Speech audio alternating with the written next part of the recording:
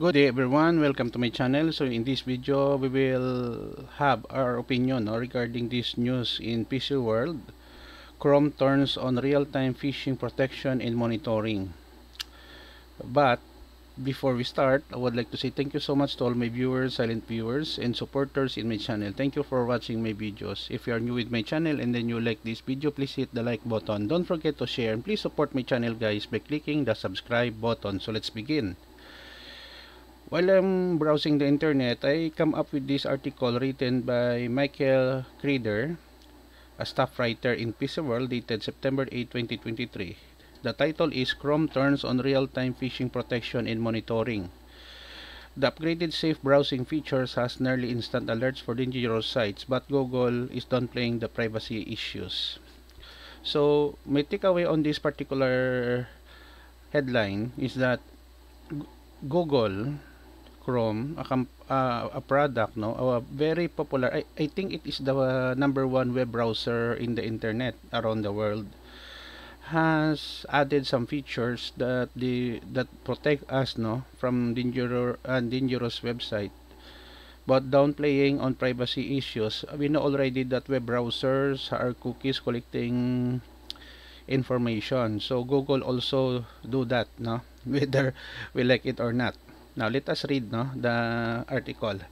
Despite more and more tools to keep you safe, the web isn't actually getting any safer. This is very true, no. One of the things that the creators of the internet failed, no, to address is the safety or security in the internet. Anybody can launch a virus or a malware there.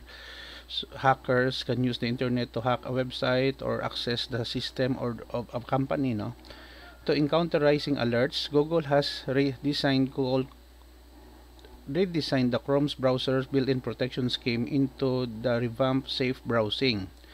This new version of distributed defense system actively monitors the URLs your browser visits and pop-ups a warning screen the second you stray into a part of the internet Google has determined is threatening. Very good, no? Very good features, no? But not all the websites are threatening, no? The update, which comes with a wider set of Chrome features addition, should be live for everyone over the next few weeks. Phishing is particular focus on the new safe browsing features as the threat is actively evolving.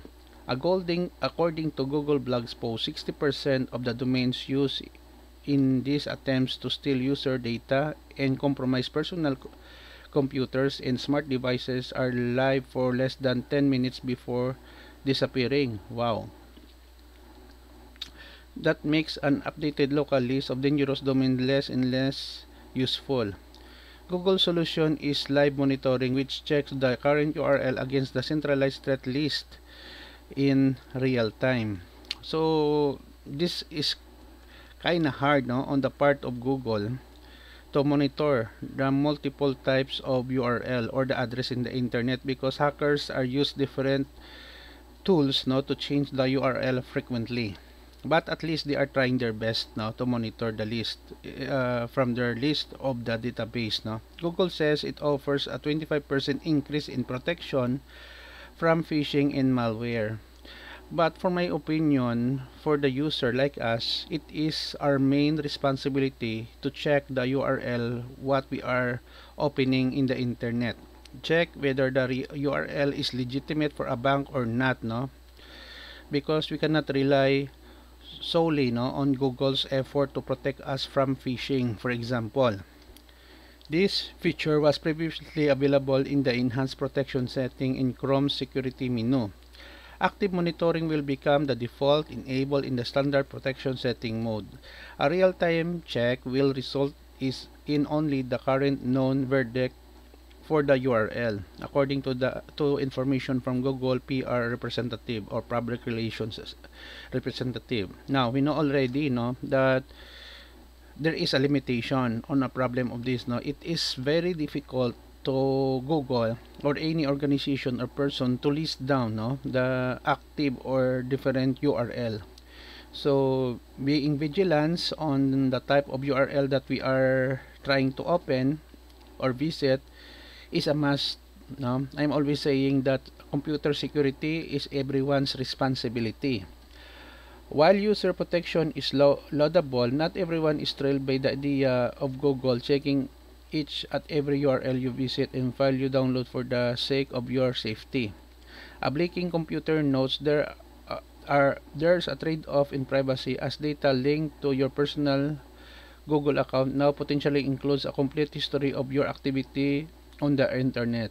This is the problem that they have mentioned: data privacy.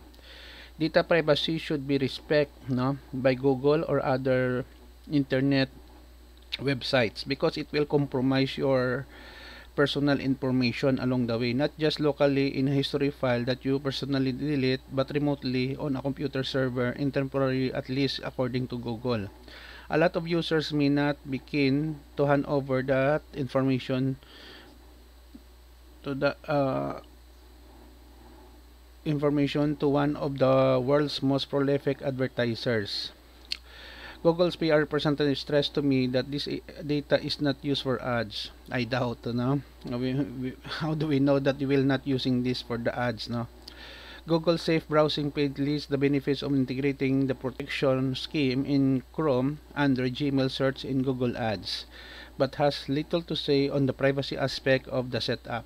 While it's possible to disable safe browsing in the Chrome on your Google account, it turns on by default for all the users.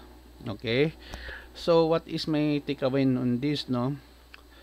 Well, the company itself, Google, is trying to help, no, us users to become more secure on the internet, but again, it is our responsibility to also to protect our privacy, no, not our information that will be using by Google for their ads campaign or whatever. So sometimes we can say that use at your own risk, sad to say, no. So but overall, I can say that this move of Google, no, is very beneficial to everyone, no.